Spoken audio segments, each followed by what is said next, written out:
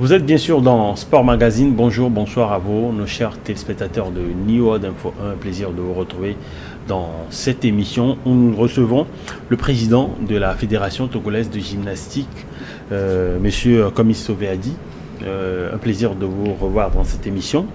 Nous recevons également Monsieur Innocent Yaka, qui est un expert en gymnastique. Vous êtes également à Lomé, parce que vous êtes béninois. Plaisir de vous avoir. Nous parlons précisément dans cette émission de gymnastique aérobique. Nous parlons du camp que la Fédération togolaise de gymnastique organise à Lomé du 24 au 29 juin 2024.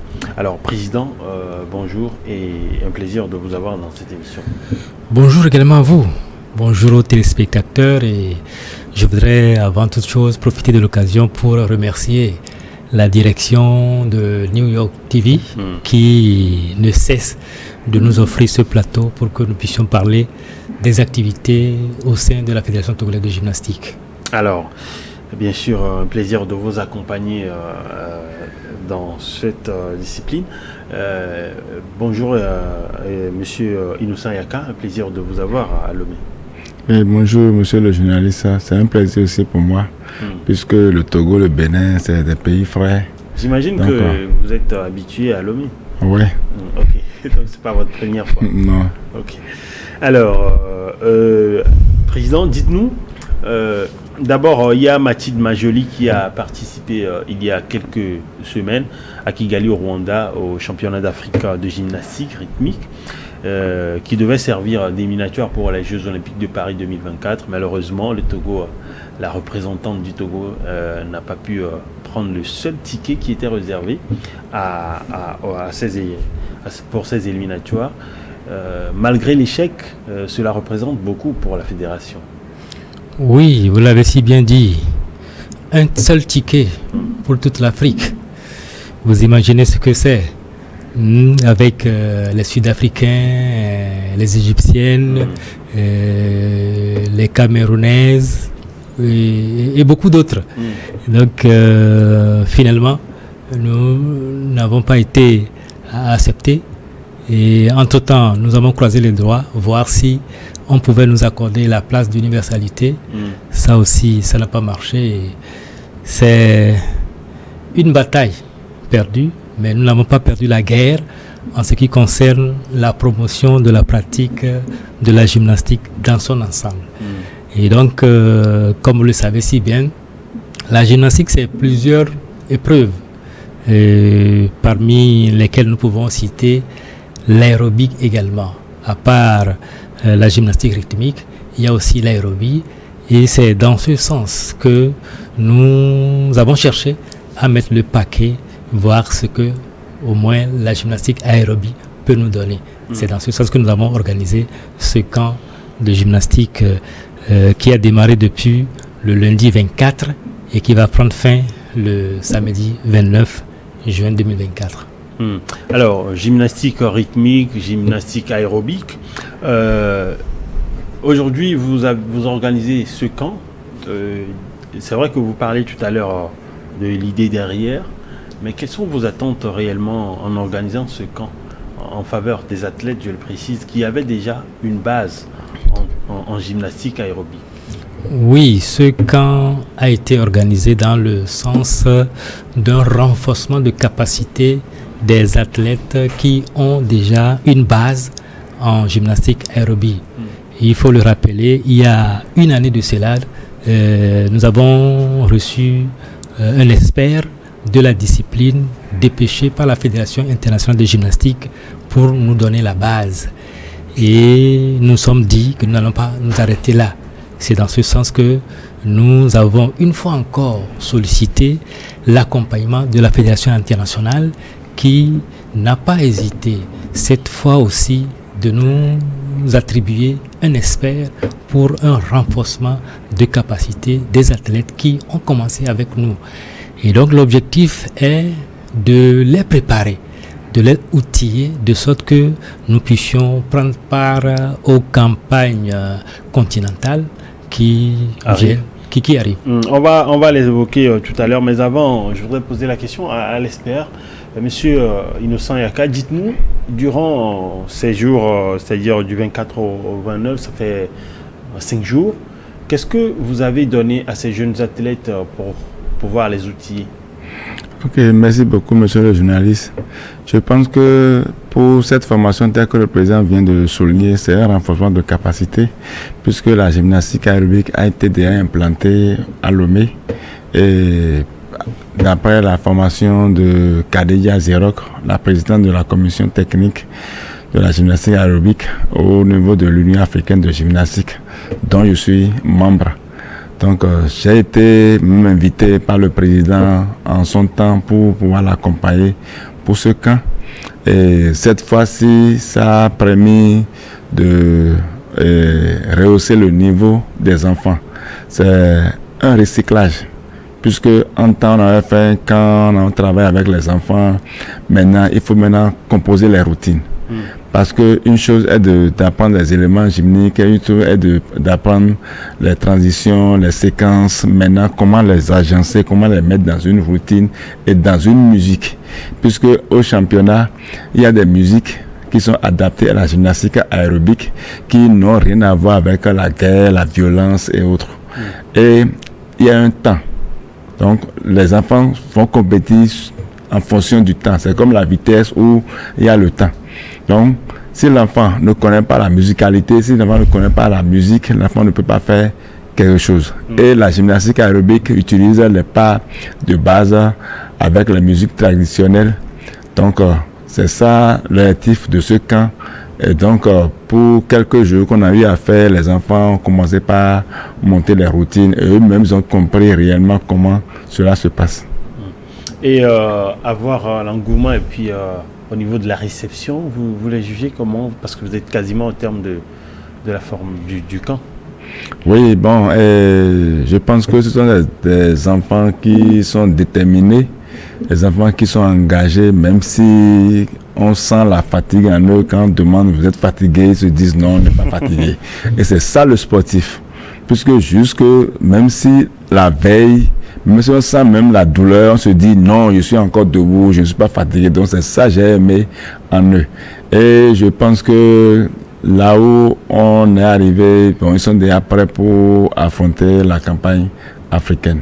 Tant qu'il reste à faire, rien n'est fait. Donc tout le temps, on doit travailler pour arriver à bon port.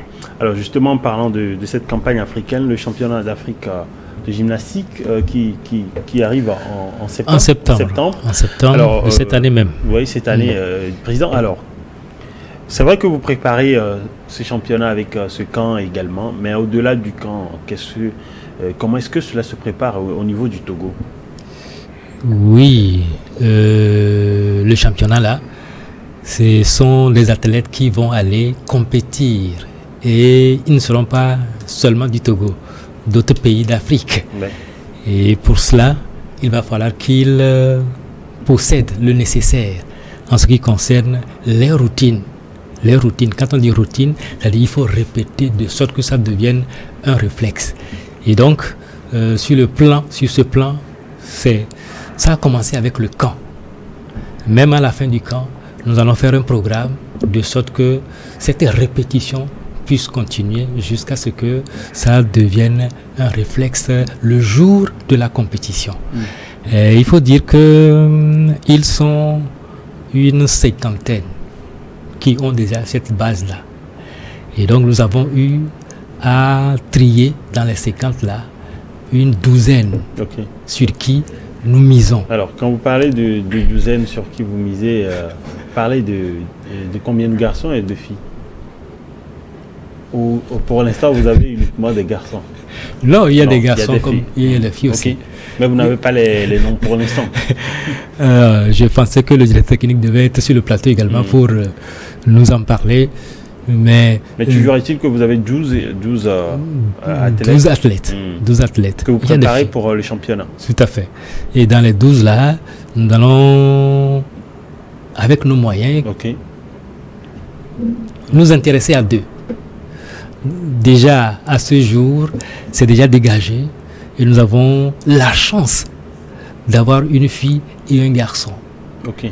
Qui vont participer aux phases finales du championnat. Participer. Okay, pourront participer. Qui pourront participer. Donc, deux représentants probables pour le Togo. Pour le Togo. Pour le Togo. À cette campagne-là, à ce championnat d'Afrique de la gymnastique. Et quelles sont vos attentes par rapport aux participations précédentes? Les années passées, nous n'avons jamais pris part à une de ces compétitions-là. Ça va être notre première fois. Ça va être une première fois. Et je crois que nous n'allons pas aller en spectateur. Nous avons la chance d'avoir un expert qui a fait monter déjà des équipes sur le podium.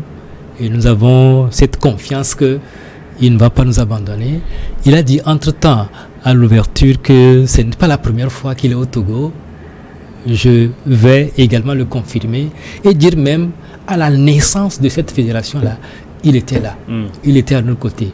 Et donc, pour dire que c'est quelqu'un qui nous accompagne depuis la base. Et je crois qu'il a dit aussi, le Togo et le Bénin, c'est des frères et des sœurs. Nous formons déjà une famille.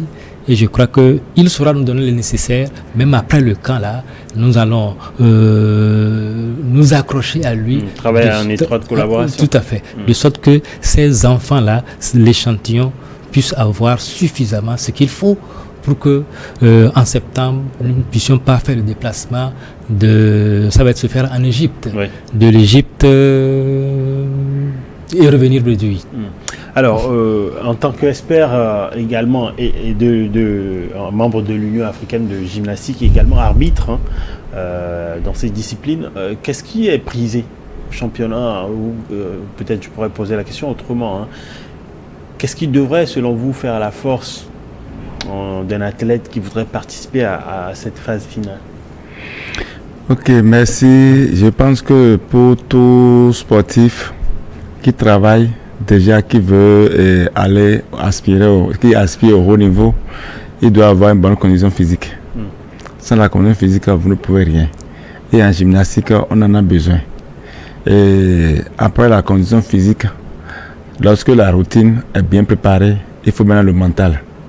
Si le mental n'y est pas, vous ne pouvez pas. Parce que les enfants sont en train de travailler maintenant sur les tapis de judo et autres. Et imaginez qu'on se retrouve en compétition sur le tapis de compétition, sur les planchers. Donc les conditions changent, l'environnement change. Et lorsque les conditions changent, il faut que l'enfant s'adapte à l'environnement qu'il trouve sur place. Et c'est là où intervient maintenant la psychologie. Donc, on amène les enfants, même depuis l'entraînement, à leur dire, voilà, même dans la routine, lorsque vous arrivez à un tel niveau et il y a eu tel obstacle, voilà ce qu'il faut changer. Maintenant, permettez-moi de vous couper. Quand vous faites ce camp, par exemple, et j'avais posé la question avant, mais je n'ai pas eu l'impression d'avoir également eu peut-être les réponses complètement. Vous parlez de danse, vous parlez de rythme, de musique. Ouais. Mais vos modules, quels sont, parce que j'ai plus envie d'écouter des mots-clés, par exemple des pas ou encore de la souplesse. Sur quoi est-ce que vous travaillez aujourd'hui pour que ces enfants puissent les mettre en évidence au cours de ce championnat? Ok, et par rapport aux éléments que vous avez dit, il y en a 3 groupes. Il y a les groupes A, dont on parle des éléments dynamiques. Il y a les éléments statiques. Il y a les éléments, il y a les sauts. Donc, tel que vous parlez de la souplesse, tout ça, là, c'est intégré dans les éléments. Et lorsque nous prenons chaque groupe, les éléments sont classés par famille. Donc, il y en a 8 familles. Et il y a des familles qui sont interdites pour des groupes donnés. Maintenant, c'est des familles qui sont obligatoires. Donc, on tape sur ces éléments d'abord. Il y a les age groups. Quand on parle de age group, c'est ceux qui ont 12-14 ans. Les juniors, 15-17 ans et les seniors. Maintenant, les age groups, il y a des éléments qui sont imposés. Il y a 4 éléments imposés, obligatoires.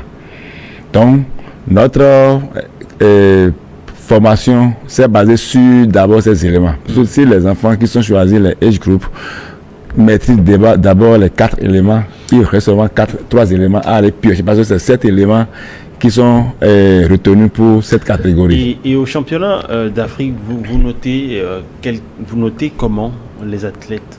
Il y a 3 notes qui sont données et on fait le calcul pour donner la note globale. Okay. Il y a la difficulté.